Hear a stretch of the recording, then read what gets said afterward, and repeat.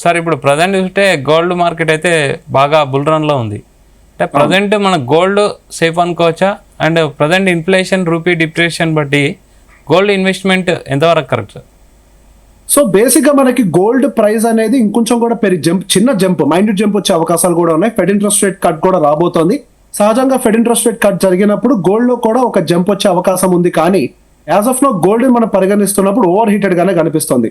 మనకి ఆ రిజర్వ్స్ అంటే గోల్డ్ రిజర్వ్స్ అనేవి మనకి పర్టికులర్ గా ఏషియన్ కంట్రీస్ అన్ని కూడా, అటు చైనా, ఇండియా అండ్ రష్యా, ఇట్లా అన్ని కంట్రీస్ కూడా పర్టికులర్ గా చెప్పాలంటే బ్రిక్ నేషన్స్ అన్ని కూడా గోల్డ్ రిజర్వ్స్ ని పెంచుకోవటము, సెంట్రల్ బ్యాంకింగ్ బయింగ్ ఒక ప్రెషర్ ఉండటం వల్ల మనకి గోల్డ్ యొక్క ప్రైజెస్ అనేవి పైకి వెళ్తున్నాయి. అండ్ దాంతో పాటు ఇంకా పైకి వెళ్ళదా అంటే డెఫినెట్ గా ఫెడ్ ఇంట్రెస్ట్ రేట్ కొద్దిగా సపోర్ట్ చేయొచ్చు.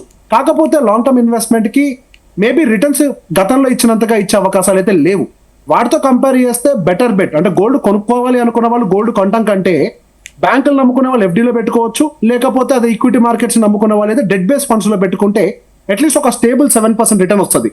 మనకి risk to reward ratio compare చేసుకున్నప్పుడు పైకి వెళ్ళే పొటెన్షియల్ కంటే కూడా కన్సాలిడేషన్ కి ఎక్కువ ప్రాబబిలిటీ కనపడుతుంది. కాబట్టి హవెవర్ ఆ మాత్రం 7% రిటర్న్ మనకి ఈ డెట్ బేస్ మ్యూచువల్ ఫండ్స్ లేదా లిక్విడ్ బీస్ లేదంటే ఎఫ్డీస్ లో కూడా దొరుకుతుంది. కాబట్టి వాటిలో పార్క్ చేసుకోవడం ఉత్తమమైన పని అనుకుంటున్నాను నేను. సార్ ఇప్పుడు మనం ఎన్డీటీవీలో ఒక డిస్కషన్లో ఎక్స్పర్ట్ ఉండి ఒక 5 years గోల్డ్ పైన ఇన్వెస్ట్ చేస్తే ఈ ట్రెడిషనల్ అసెట్ కంటే ఎక్కువ మీకు రిటర్న్ రావచ్చు అని ఒక మాట చెప్పారు. అది ఎంతవరకు కరెక్ట్ సార్? సో గోల్డ్ అనేది ఎప్పుడైనా కానీ ఒక 9% స్టేబుల్ రిటర్న్ ఇవ్వడం అనేది సహజంగా జరిగేది.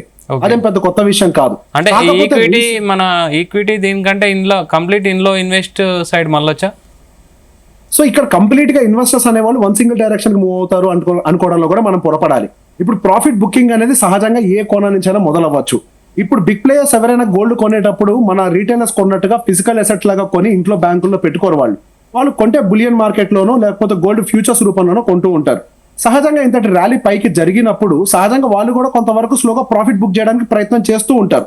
ఇటువంటి టైంలో సహజంగా రీటైలర్స్ మనలాంటి వాళ్ళ గోల్డ్ ఇంకా పెరుగుద్దన్న ఆశతోటి కొనుక్కొని మనకు 2-3 సంవత్సరాలు అందులో ఇరుక్కుపోయే అవకాశాలు కూడా ఉన్నాయి.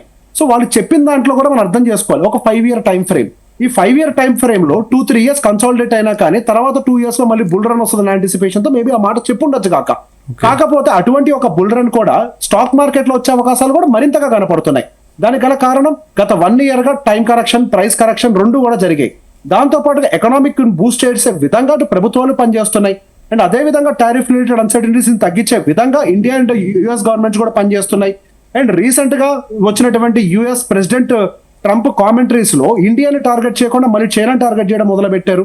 అంటే రిలేషన్స్ కొంత మెరుగుపడే అవకాశాలు కూడా కనపడుతున్నాయి. కాబట్టి గోయింగ్ ఫర్దర్ ఈక్విటీ మార్కెట్స్ కూడా స్టేబుల్ రిటర్న్స్ అయితే ఇస్తాయని నేను నమ్ముతున్నాను గట్టిగా. సార్ ఇప్పుడు సావరెన్ బాండ్స్ ఉన్నాయి, డిజిటల్ గోల్డ్ ఉంది, ఈటీఎఫ్లు ఉన్నాయి, ఫిజికల్ గోల్డ్ ఉంది. మనం యాక్చువల్లీ ఇప్పుడు దేనిపైన ఎక్కువ ఇన్వెస్ట్ చేస్తే బెటర్ సార్? మనకి ఈటీఎఫ్ అనేది కొంచెం బెటర్ ఆప్షన్ అవుతుందండి. అది గోల్డ్ బేస్డ్ మ్యూచువల్ ఫండ్ అవ్వచ్చు, లేకపోతే ఈటీఎఫ్ అవ్వచ్చు. ఎండ్ ఆఫ్ ద డే అన్ని మ్యూచువల్ ఫండ్ ఫ్యామిలీకి సంబంధించిందే.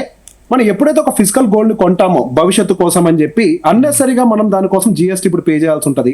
అండ్ దాంతో పాటుగా స్టోరేజ్ కాస్ట్ అంటే భద్రతకు సంబంధించిన ఇష్యూస్ ఇవన్నీ కూడా మళ్ళీ మనకు కన్సర్నింగ్ గా మారుతూ ఉంటాయి. అండ్ సోవరెన్ గోల్డ్ బాండ్స్ ఇప్పుడు రావట్లేదు. అదే మీరు డిజిటల్ గా అంటే ఫోన్ పే లాంటి వాటిల్లో కనుక మీరు గోల్డ్ కొన్నారనుకోండి, అక్కడ జిఎస్టీ పడుతుంది. సో ఇవన్నీ కూడా ఇష్యూస్ ఉంటాయి. కాబట్టి లాంగ్ టర్మ్ కోసం అయితే కనుక ఈటీఎఫ్ కానీ మనకి మ్యూచువల్ ఫండ్స్ కానీ బెస్ట్ ఆప్షన్ అవుతాయి గోల్డ్ కోసం అయితే కనుక.